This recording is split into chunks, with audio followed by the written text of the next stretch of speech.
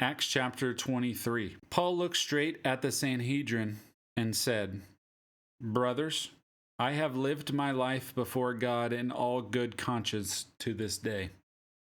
The high priest Ananias ordered those who were standing next to him to strike him on the mouth.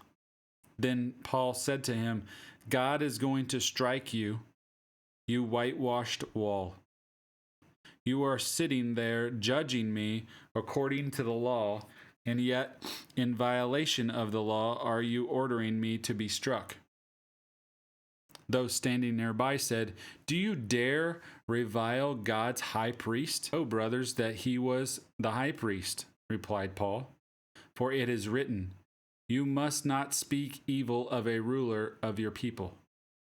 And when Paul realized that one part of them were Sadducees and the other part were Pharisees, he cried out in the Sanhedrin, "Brothers, I am a Pharisee, a son of Pharisees. I am being judged because of the hope of the resurrection of the dead." When he said this, a dispute broke out between the Pharisees and the Sadducees, and the assembly was then divided. For the Sadducees say there is no resurrection, and neither angel nor spirit, but the Pharisees affirm them all. The shouting grew loud, and some of the scribes of the Pharisees' party got up and argued vehemently. "We find nothing evil in this man. What if a spirit or an angel has spoken to him?" When the dispute became violent, the commander feared that Paul might be torn apart by them and ordered the troops to go down, take him away from them, and bring him into the barracks. The following night the Lord stood by him and said, "Have courage, for as you have testified about me in Jerusalem, so it is necessary for you to testify in Rome." Verse 12. When it was morning, the Jews formed a conspiracy and bound themselves under a curse not to eat or drink until they had killed Paul. There were more than 40 who had formed this plot. These men went to the chief priests and elders and said, "We have bound ourselves under a solemn curse that we won't eat anything until we have unalived Paul. So now you, along with the Sanhedrin, make a request to the commander that he bring him down to you, as if you were going to investigate his case more thoroughly. But before he gets near, we are ready to unalive him." But the son of Paul's sister, hearing about their ambush, came and entered the barracks and reported it to Paul. Paul called one of the centurions and said, "Take this young man to the commander, because he has something to report to him." So he took him, brought him to the commander, and said, "The prisoner Paul called me and asked me to bring this young man to you, because he has something to tell you." The commander took him by the hand, led him aside, and inquired privately, "What is it you have reported to me?" "The Jews," he said, "have agreed to ask you to bring Paul down to the Sanhedrin tomorrow, as though they are going to hold a somewhat more careful inquiry about him.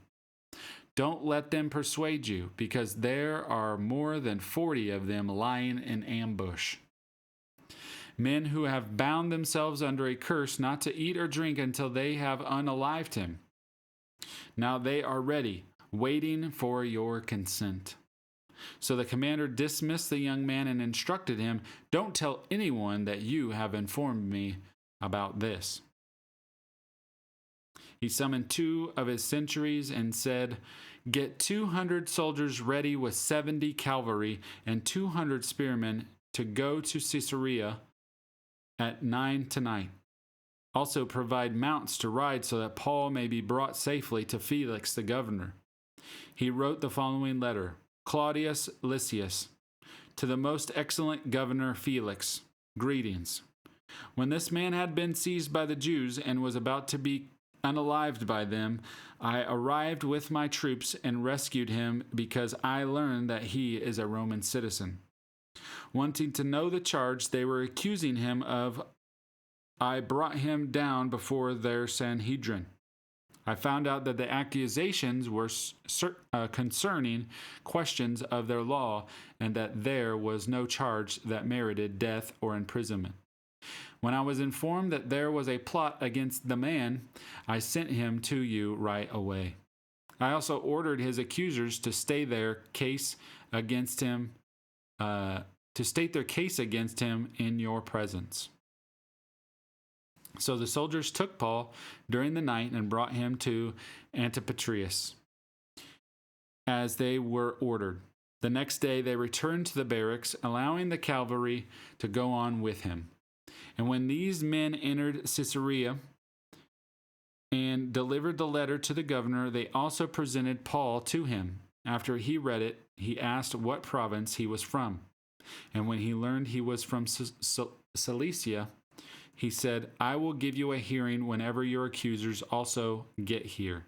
He ordered that he be kept under guard in Herod's palace. So finally, Paul gets his court case. He gets to go in front of, because they know he's a Roman citizen, now he gets a trial, right? So he gets the trial. And now he's made it to this after he wrote this letter, and the governor listened, and now he's going to at least get the trial that he deserves. So that was Acts chapter 23.